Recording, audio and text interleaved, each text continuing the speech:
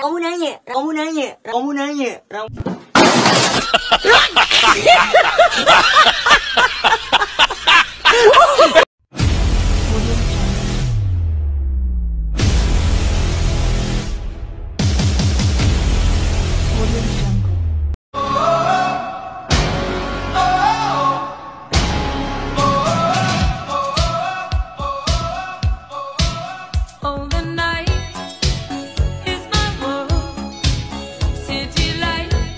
Sa may itsura naman kung ikaw yakapin ko. Para matismis pa tayo.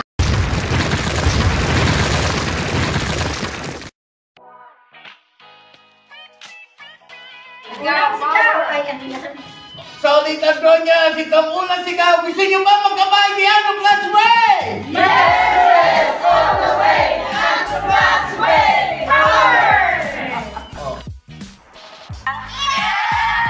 Kung gusto niyo mamatayo kayo lahat, tayo kayo. Okay na, upo na kayo ulit. Tayo kayo ulit, dali, tayo kayo. Upo na ulit. Gusto niyo maman? Tayo kayo ulit. Maupo kayo po, palakpakan niyo ang sarili.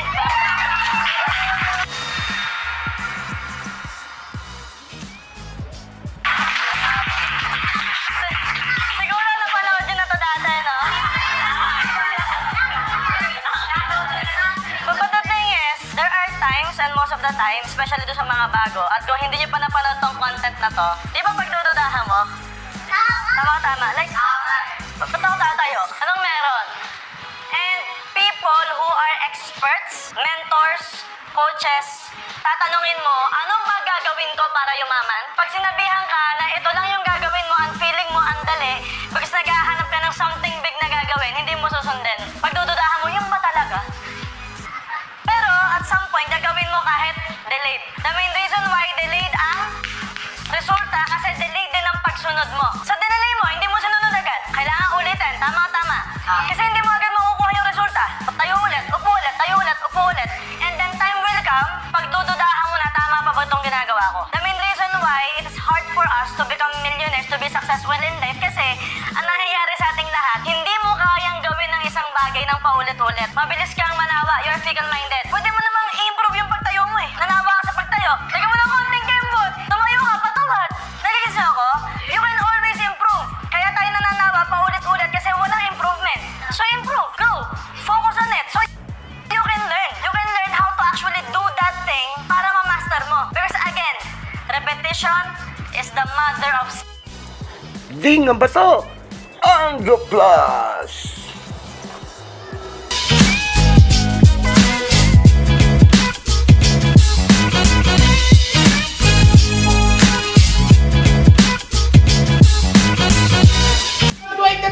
Ano Plus? Power! Ano Plus? Power! Ano Plus? Power! And for you to master something, kailangan paulit-ulit mo siyang gagawin. Nagagets niyo ako? Pag may pinagawa mentor nyo, huwag niyong pagdudahan. Pag may pinagawa yung someone na alam mong mas magaling sa'yo, huwag mong pagdudahan. Sundin mo na lang, ibigay mong lahat, and then maybe you can learn something from it. Captain Andro Plus! The thing about money na kailangan nyong maunawaan po ngayon. Okay po, ha? Ang pera po, nasa contribution. Ibig sabihin, the more that you can contribute, the more money you will have. Contribution doesn't mean i-donate mo lahat ng pera mo. It doesn't work that way. Maraming way to contribute. Nagigits niyo ako? Kumbaga, kung ano yung perang meron ka, directly proportional lang yan sa amount of contribution na naibibigay mo sa mundo. So the purpose is not getting money but contributing to the marketplace. Hindi ito maintindihan ng iba. Guys, networking. Paano ka yayaman? Hindi naman sa recruitment eh. Yayaman ka pag natulungan mong yumaman yung na-recruit mo. Kaya nga ang dami ng negative sa networking. Diba? Ang dami ng negative. Bakit? Puro kasi hype. Papakita ka ng kotse, sports car, pahiramin ka ng kotse, mga hype ka. Para maakit sila. Pag na-join, iiwan mo. Eh di bullshit. Negative yung tao. Kasi niloko mo lang eh. Is there contribution there? Nag-contribute ka sa galit ng tao sa networking. That's what you did. But contribution means, teka, in a given platform, how can I help? In a given platform. Ano example? Halimbawa,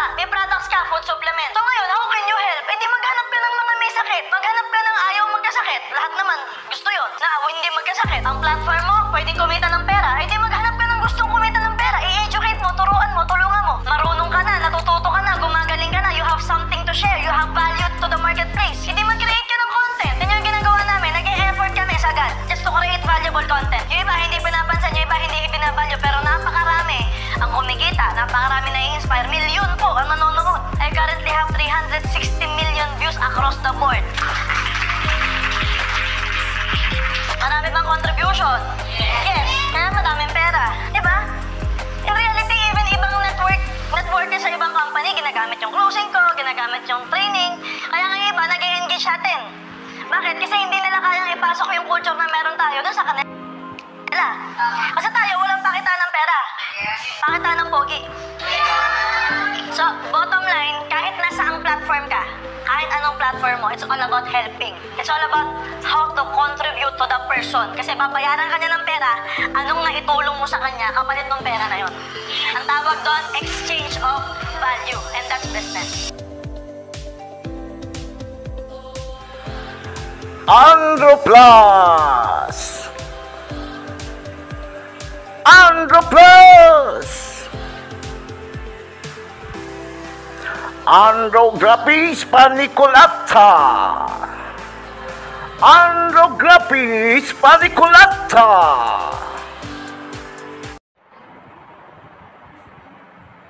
I-discuss sa inyo is about the two motivators. Dalawang motivator po sa buhay natin. Ang una po is yung external motivator. Yung kagaya namin, yung naririnig niyo po yung boses namin, napapaalalahanan namin kayo, nabibigyan namin kayo ng boost or ng moral para magpatuloy pa sa buhay. Kami po yung mga external motivators ninyo. Yung internal motivators naman ninyo is yung motivation ninyo sa sarili ninyo. Maybe your why. Yung bakit mo ginagawa yung ginagawa. Para saan ka ba, para kanino ka ba nagtatrabaho, para kanino ka nagsusumikap, para kanino ka nagsusumipak. Dalawa po yan. Na nagbibigay at makapagbibigay sa inyo ng boost para i-pursue nyo yung gusto nyo mangyari sa buhay ninyo. Now, ang gusto ko pong maintindihan ninyo para maging permanent ang motivation ninyo sa sarili ninyo.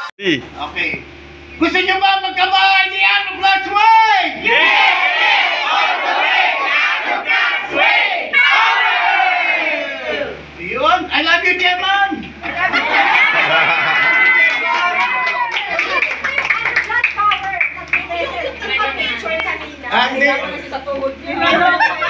Hirap na ako eh. Kasi sir, temporary talaga yung motivational eh. Bakit? Tuwing maririnig ko kayo, hype ako. Nanonood ako ng video, hype ako. Pero mamaya, may problema, may mga challenges, medyo nahihirapan ako, down na naman ako. Makikinig na naman ako ng video, maaalala ko na naman ulit, ma-hype na naman ako, positive na naman ako. Naggaganong-ganong ka eh. Hindi nagiging permanente yung motivation. Paano ba magiging permanente yung motivation? Kasi ang buhay po, para ka nasa runway ng airstrip, you have to build that momentum para makalipad ka. Hindi po pwedeng pababa-baba ka. Wala akong kumulong tubig sa patay sinding ka lang. So kailangan may momentum, kailangan makabuild tayo ng momentum so that ma-reach natin yung success level na gusto natin. So paano magkakaroon ng permanent motivation? So that makalipad na ako sa buhay, boss. So that makuha ko yung mga pangarap ko. So that hindi na ako masyadong tablan ng mga negativity sa buhay ko. Ito lang po yan. Para magkaroon po kayo ng permanent motivation, lagi niyong tatandaan that you are actually, on a day-to-day basis, you are actually moving forward. Yun yung dapat na set ng utak natin. It's a habit, it's a mindset na dapat moving forward tayo sa buhay. Lagi niyong tatandaan, moving forward, yung salitang moving forward. Ibig sabihin, pag nagkaroon ka ng problema ngayon, ano solusyon? Moving forward tayo. Pag nagkaroon ka ng malaking challenges ngayon sa buhay mo, sabi ni Boss RTR, moving forward tayo. Ano yung mas makakatulong sa'yo? Focus on the solution than focusing on the problem. Focus on the productivity than focusing on being problematic. Kindly imagine that you are actually a wheel. Gulong po kayo. Na kahit mabagal, gumugulong ka pa abante, makakarating at makakarating ka dahil umaandar kayo. Now, once you already have the mindset of moving forward, second thing, para ma-achieve mo yung goal mo, is you have to focus on the price. Ano yung premyo? Sige, moving forward ako. Sige, the mindset of moving forward. May problema, may challenges. Dumaan ka sa patinding pagsubok ngayon, nakaproblema ka, moving forward. Nahirapan ka, moving forward. Nagkaroon ka ng mga ganito, moving forward. Now, what's the price? Kapag ka yun yung set ng utak mo, the price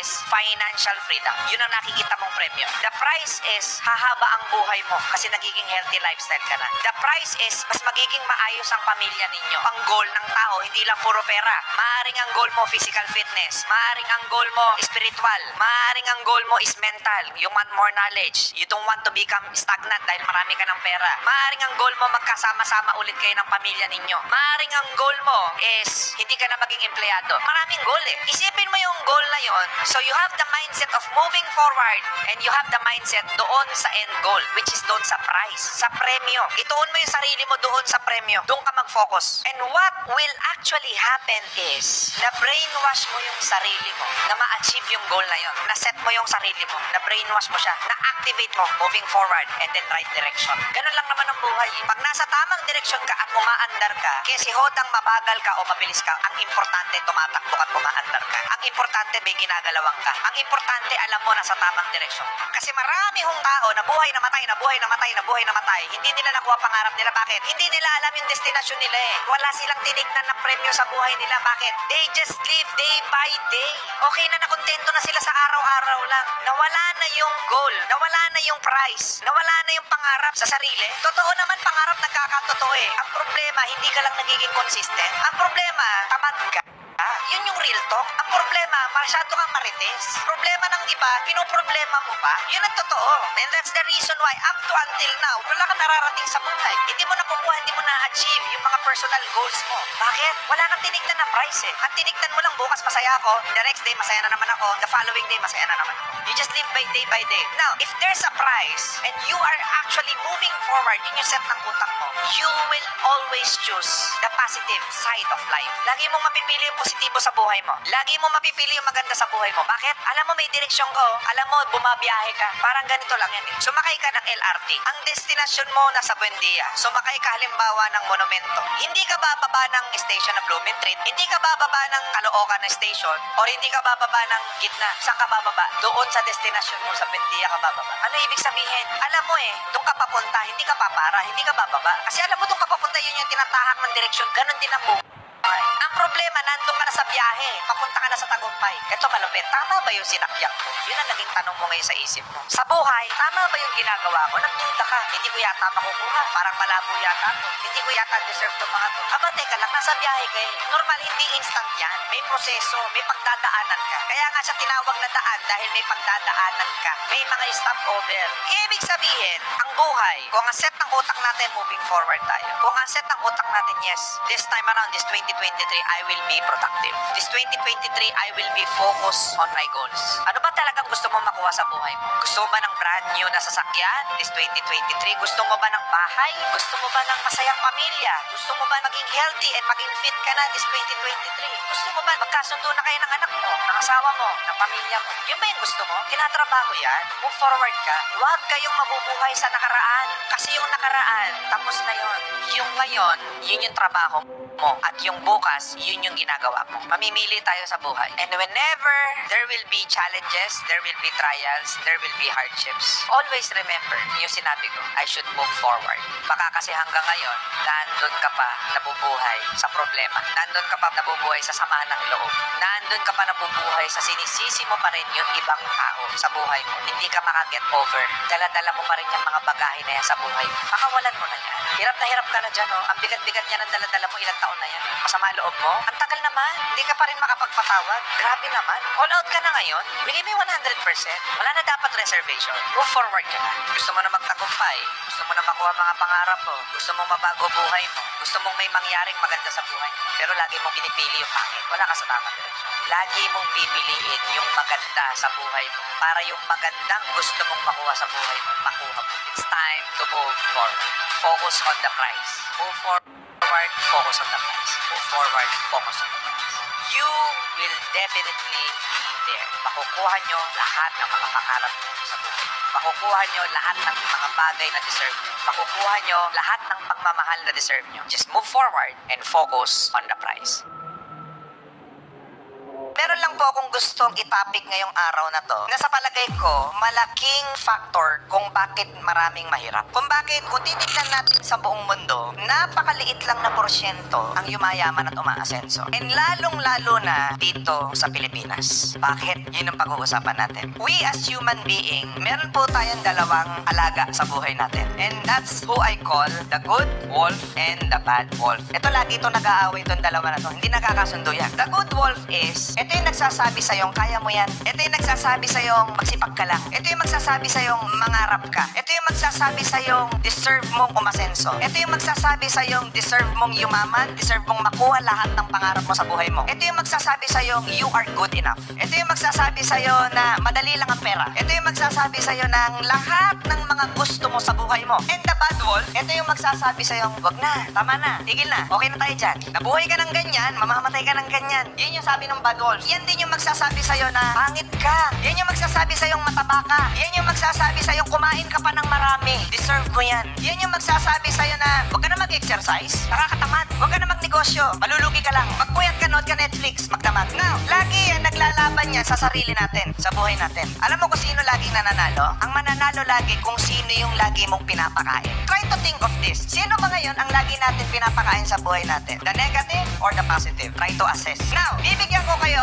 ng magandang narrative kung bakit ito busog na busog, ito gutom na gutom. Di ba kayo nagtataka? Oo nga sir, no? Para mas marami nga akong negative sa sarili ko. Kailangan mo i-admit na ganun ka. Kailangan mo tanggapin sa sarili mo na totoo yan. Marami kang negative. Sino rito would agree na mas marami siyang negative na kahit sobrang positive niya, pag may dumating na negative sa kanya, parang mas gusto niya yon. Although hindi niya gusto yung literal, pero parang mas may attention siya doon. For example, nakakita na nag-aaway sa kapitbahay. Interesado, tatakbo. For example, nanonood ng Facebook, may nagpatayan, tatapusin hanggang matapos. May kinidnap, tatapusin hanggang matapos. Pag video ko, 3 seconds lang, okay na. Di ba kayo nagtataka? Ba't ganun? Oo nga naman sir, totoo okay. Di ba kayo nagtataka? Ba't pag nanonood ka ng balita, inaabang-abangan mo yung patayan, yung kidnapan, yung holdapan, yung lahat ng negative. Pero hindi ka nagtataka, makikinig ka ng seminar, 30 minutes pa lang. Wala yan, di totoo yan. Bulahan yan. Bakit pag nakikinig ka ng something na po pwede kang mag-aral, inaantok ka? Bakit yung sarili natin, sobrang connected na connected tayo dito at ito yung lagi nating pinapakain. At ito yung busog na busog. Kaya pag may darating na positibo sa buhay mo, you always neglected it, taken for granted. Example, may darating sa yung opportunity, hindi mo nasasalo. Kasi mostly ng tao, sarado. Bakit sarado? Gutom na to eh. Wala na eh. Surrender na siya eh. Ayaw niya na ng positivity. Sige, tuloy lang kayo. Doon kayo sa kabilang wolf, yun na lang pakainin nyo. Yung good wolf nyo, siguro mga 10 years to 20 years nang nagpapasting yan. So, kailangan natin itong pakainin, kailangan natin itong busugin para maging align ka doon sa tinatawag natin na success. Because everything is energy. Kung anong pinifeed mo sa utak mo, sa sarili mo, yun ang nagiging ikaw. Yun ka ngayon. Kung bakit ka mahirap, kung bakit ka walang pera, it is all because hindi ka connected. Ang isip mo, ang katawan mo, ang sarili mo, ang puso mo, hindi connected sa pag-asenso. Kaya insecure ka. Kaya feeling mo deprived ka. Kaya feeling mo kawawa ka. Yun yung dahilan eh. Bakit? Busog na busog kasi yung bad wolf mo. Kaya daming tao may anxiety, may depression. Totoo yan. Now, bakit mas busog to? There are several factors bakit busog na busog yan. Ito yung good news. Hindi 100%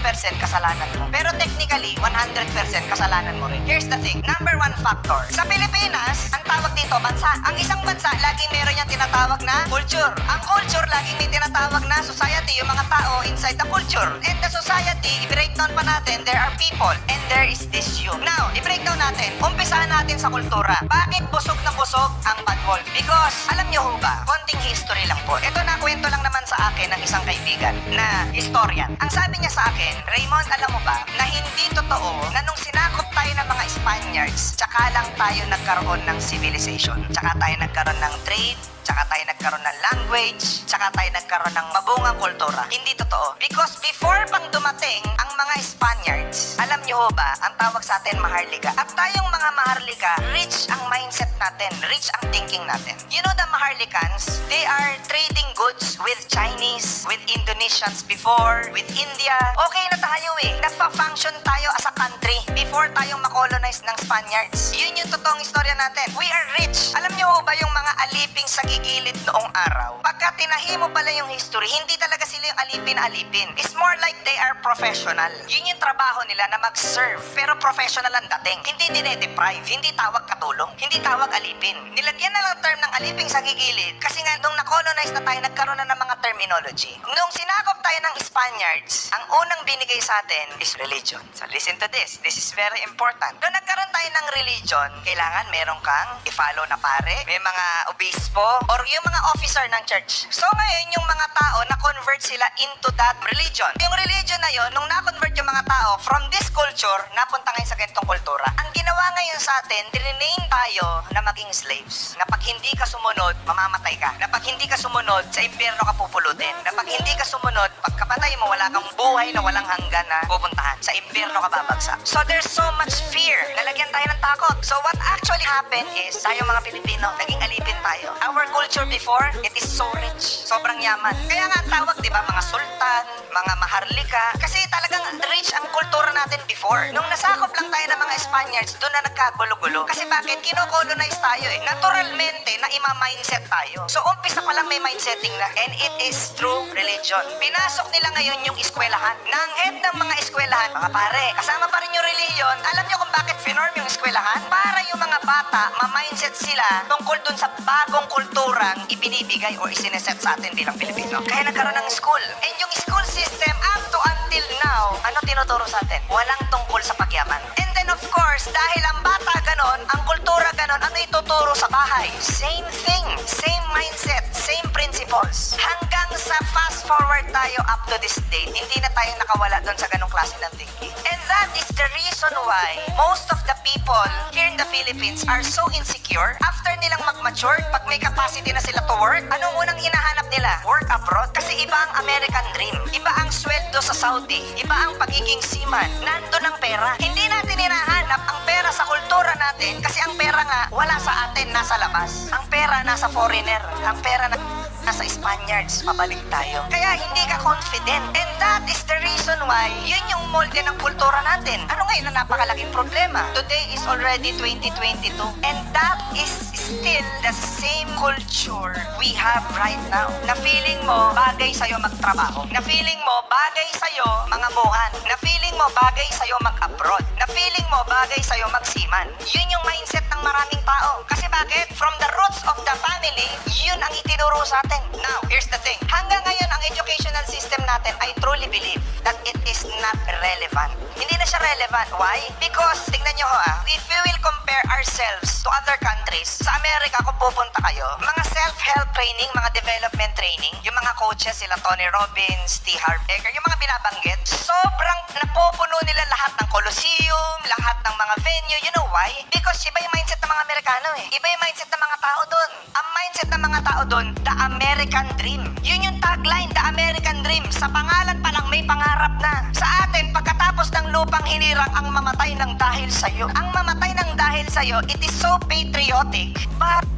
it is so depriving. Bakit naman mamatay? Pwede naman mabuhay ng mahabang panahon. Sa kultura natin, sa mindset natin, ganun talaga. Now, ano ngayon ang problema? Naibaon na sa atin yan. Ngayon na tayo, slaves. Pansinin niyo mga magulang. Anak, mag-aral ka na maigi para pag nakagraduate ka, makakuha ka ng magandang trabaho. Pag may handaan sa loob ng bahay, yung bata pinapaalis. Huwag kang makinig sa kwentuhan ng matatanda. Pang matanda to. So, sinong kausap ng bata? Bata rin. O ngayon, ang gagawin? Ang gagawin ng matanda, ito, manood ka na lang ng TV. O ito, masakit. Ano kultura ng TV? Lack of opportunity. Kung mga kinukulture ulit yung isip ng bata. Okay lang maging mahirap kasi bida ka naman sa buhay. Okay lang maging mahirap kasi mabait ka naman. Okay lang maging mahirap kasi huwag mong gagayahin yung mayaman, masamang tao yun. Na-mold ka ngayon. Yun yung problema. And hindi rin natin masisisi yung mga gumagawa ng pelikula, yung gumagawa ng telenovela. Alam mo kung bakit? Kasi yun ang binibili ng tao. Yun ang pinapanood ng tao. Why? Kasi nga, may kultura nga tayo na slaves. Na gusto natin nakakapanood ng kawawa. Na gusto natin nakakapanood ng deprived na tao. Na gusto natin nakakapanood ng lack of confidence na tao. Why? Kasi yun nga yung binibili natin. Kasi yun yung connected sa DNA natin. Yun tayo bilang tao. Kaya maraming mahirap. Kaya konti lang ang umaasenso talaga. Alam nyo, kahit bumubula na yung bibig namin sa social media, ang hirap kong paliwanagan lahat ng tao. Ang hirap. Alam mo kung bakit? Hindi pantay-pantay talaga eh. Isipin mo, abundance sa pinag-uusapan, titirahan ka ng napakalupit na Bible verse na okay lang maging mahirap. Hahanapin nila yon na ang mga mahihirap, sila ang pinakamalapit sa Diyos, malapit sa langit. Titirahan ka ng Bible verse sa comment. Hello! Success coach po kami, hindi po kami preacher.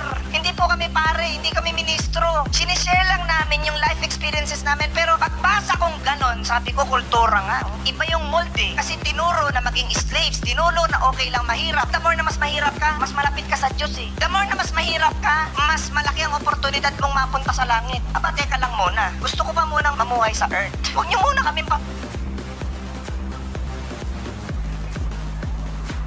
sampahin. Teka lang, pwede ba buhay muna pag-usapan natin? Huwag muna yung pagpunta sa langit. Isa lang katwiran ko. Makapangyarihan yung Diyos mo, di ba? Bakit hirap ka? Bakit kawawa ka? Sabi mo, lagi mo pinagpipray. Naniniwala ako talaga. Ang Panginoong Diyos, si Lord. Malakas! Kaya niyang gawin lahat. Bakit hindi niya kayang gawin sa buhay mo? Bakit pag tuwing nananalangin ka, gusto mong umiiyak at sinasabi mo na okay lang na kawawa ka? Do you think gusto ng Diyos sa'yo yan? It is supposedly love. Kung ikaw magulang ka, anak mo naghihirap, matitiis mo? Hindi! Magulang lang yun. Lalo na siguro yung nasa taas. Kaya hindi totoo na okay lang maging mahirap. Hindi totoo na okay walang pera. Hindi totoo na okay lang na hanggang ganyan ka lang sa buhay mo. Hindi totoo yun. Deserve mong yumaman. Deserve mong maging successful. Deserve mong makuha lahat ng mga pangarap mo sa buhay mo. That is the culture na dapat nating gawin sa end natin. Kasi sa labas wala kang magagawa eh. Connected kasi sila lahat. So nagsasama-sama ngayon yung lahat ng malalasang bad wolf. Sila yung magkakatropa. Pansinin nyo, pag napunta ka sa mga mahihirap na lugar, sino mga kaibigan nila? Puro mahihirap din. Pag napunta ka sa lugar ng mga mayaman, try to go to Forbes Park.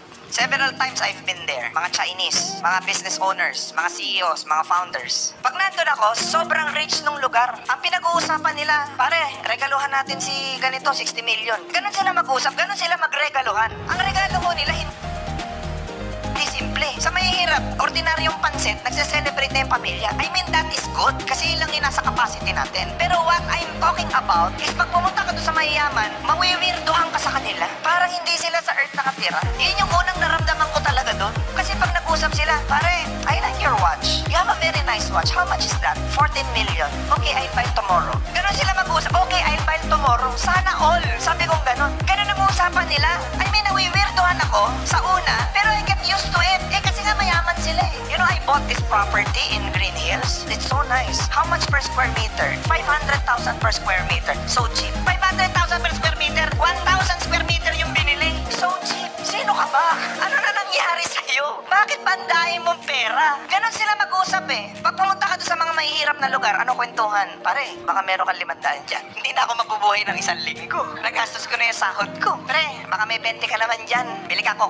Yan ang kwentuhan ng mga taong deprived. Hindi nila kasalanan yun kasi hindi naman sila nabigyan ng tamang knowledge or wisdom on how they can actually be better in life. Yun lang talaga sila eh. Kaya ngayon kami, nagsisigaw kami. Pansinin nyo, dami ng comment dyan. Dami ng basher dyan. Di totoo yan! RDR, di totoo yan. Eh, ba't ka pa nanonood? Kontra ka ng kontra dyan. Gustong-gusto mo ako pinapanood, pero babas mo rin ako. Di wag ka na manood. Kultura natin guys, oh. Kasi connected eh. Connected talaga. Kaya ang hirap umasenso eh. Yun yung kultura natin. Now, i-breakdown natin. Napunta ngayon dun sa society. So, society ngayon, connected lahat ngayon dito. So, what people would tell you is what? Mahirap yumaman. Mahirap maging successful. Ang bida is mahirap. Ang kontrabida is mayaman. Ito na ngayon. Nandito na ngayon tayo sa sosyedad. Yung society natin ngayon, that includes everyone. Even politician, even big people. Kasama sila dyan. Kasama sila sa the mall dyan. Kaya, yung society natin ngayon, alam mo kung ano ginagawa usually, especially ng media. Kaya nga sobrang thankful kami nagkaroon ng social media eh. Kasi ang media ginagawa sa atin, you know what? Sa society, this thing, poverty porn. Pinapakain nila yung bad wolf natin para lumaki. Ano nilalabas sa news? Puro negative things. Kasi yun yung interest mo eh. So pinapalaki nila yung bad wolf mo. Very seldom na makakapanood kayo ng balita, ng news, na galing sa media na pagyaman ng pag-uusapan. Very seldom. Very few. Ito ngayon ginagawa sa atin, lagi tayo pinapakain. Parang ganito eh. It is a very good example of leadership. Paano ka makakapagpasunod ng tao sa isang napakalaking bansa? Pakainin mo ng konti, wag marami. Ulitin ko pakainin mo ng konti, wag marami. Alam mo bakit? Pag pinakain mo ng konti, magugutom yan maya-maya lang. Kanino lalapit? Papakainin ko ulit konti. Kanino ulit lalapit? Sa'yo ulit. And yung mga nakikita natin sa media, sa TV station, na sinasamantala yung mga mahihirap, ganun yun eh. Yung kahinaan nila, nabigyan ng advice na ganito. Wow! Baryang-barya oh. Pero laki na kinikita nila dahil sa viewership. Namigay ng ganito karaming pera. Wow! Sinasamantala yung mahihirap. Ano bakit? Maraming manonood kasi gusto rin nila ng 10,000, 20,000, 30,000. Pero ang kinikita nun pabalik, million-million. That's what we call poverty porn. Like a